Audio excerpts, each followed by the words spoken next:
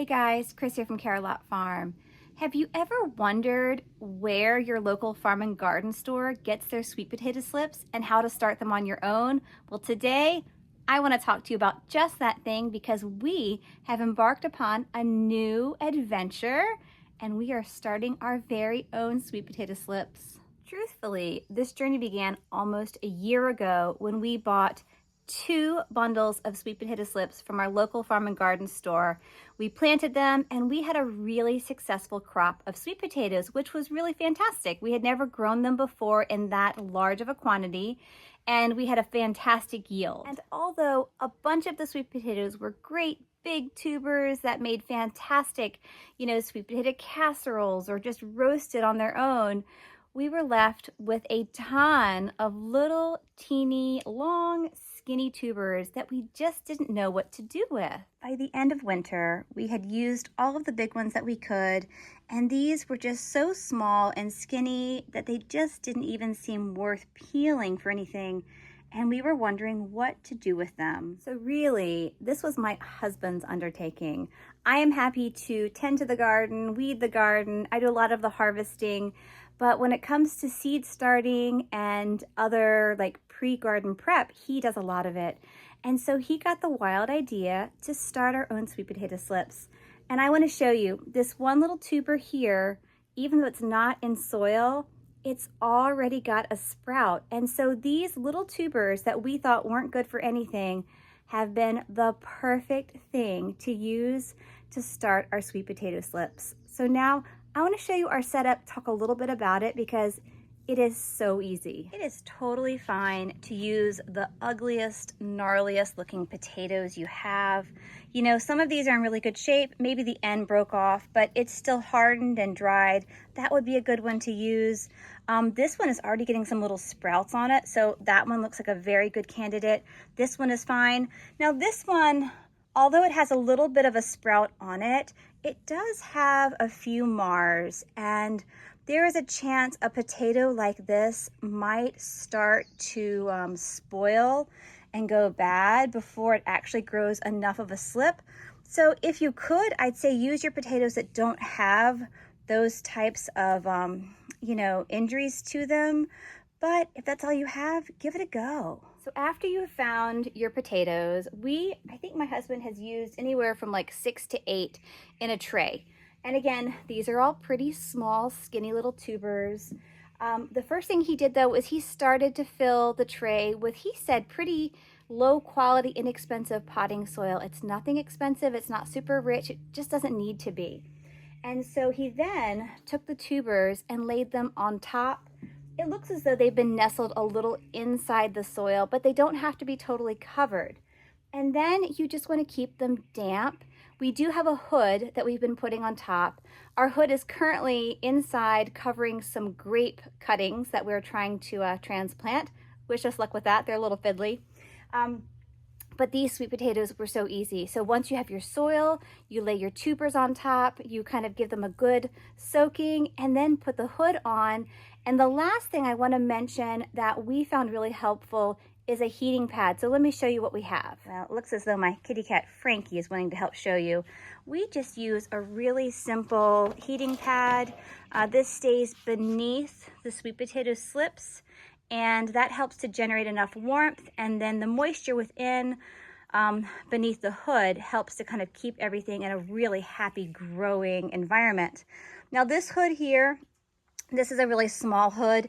You could maybe use this in the very beginning, but once your sweet potato slips start to emerge and grow from the tubers, you will want to have a taller hood. This can be a bit of an ongoing process, growing sweet potato slips. And if you ever find that one of your tubers has started to spoil and kind of rot, pull it out and just replace it with a new one. After your sweet potatoes have kind of risen to the height of your hood, you will want to start to trim them. And we then place them in a jar of water and we place them in a windowsill. So they're still getting light, it's relatively warm in the window, and the root system starts to really take off in the next couple of weeks. Now, we started our sweet potatoes quite early. It was an experiment and it worked. But because it was so early in the year, it's not quite warm enough outside consistently to plant our sweet potatoes. It is still now just the middle of April. So we're gonna wait another couple of weeks before we plant these. Because some of these had such an early start though, we had to do one more step that most people probably wouldn't do, but because we started earlier in the season, I want to show you that now. Our sweet potatoes that were the early birds, we ended up having to plant in soil, and that way the root system can continue to develop. They're continuing to grow and thrive, but they're still not ready to go out to the garden, and so this is kind of that perfect next step. When it comes to growing your sweet potato slips, I think probably the most important thing is, of course, the potatoes, the soil, and then your grow mat, your heating source. My husband seems to think that they don't necessarily need grow lights. If you had them in the window or close to natural light, that would probably be enough. They really are very, very simple and easy to grow. We did, however, have grow lights on them, but not at all times. And so if you don't have grow lights, don't worry about it. But again, the soil, your heating pad, and then the hood. Those are kind of the three things that you might want to invest in if you don't already have them. They're pretty inexpensive. You can usually buy a kit somewhere. And we have found that to be really successful. Here's a look at our sweet potato slips that have been in the water for a few weeks. They have an incredible root system on them. And I'm gonna say these roots are happier and healthier than any roots that I have seen on a sweet potato that has come from the store. So these guys are doing so well. I am just really impressed at how easy and forgiving these sweet potatoes have been thus far. We haven't put them in the ground yet. We don't know what their yield will be. However, starting the slips themselves couldn't hardly have been easier. Once your slips have been in the water for quite some time, the leaves can get a little dark and sometimes even turn a little brown. I think you heard one of my horses there. The same is true when you plant them in the soil or when you put them directly into the garden even. Sweet potato slips can be known to almost give the appearance of dying off, but hang in there, keep watering them, keep tending them, because generally speaking, they will bounce back really well. Growing our own sweet potatoes has been a really fun experiment, and I'm gonna say it's been a pretty successful one at that.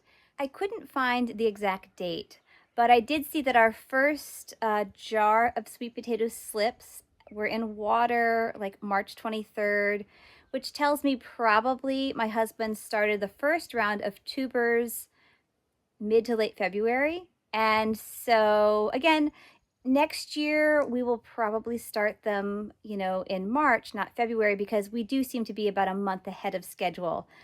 But hey, if you have sweet potatoes like we do, give it a whirl, because this was so fun and so easy.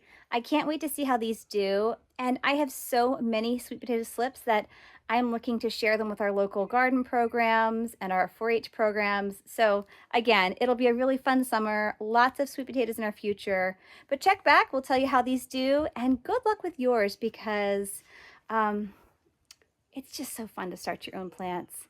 Have a good one. Happy gardening. Bye, guys.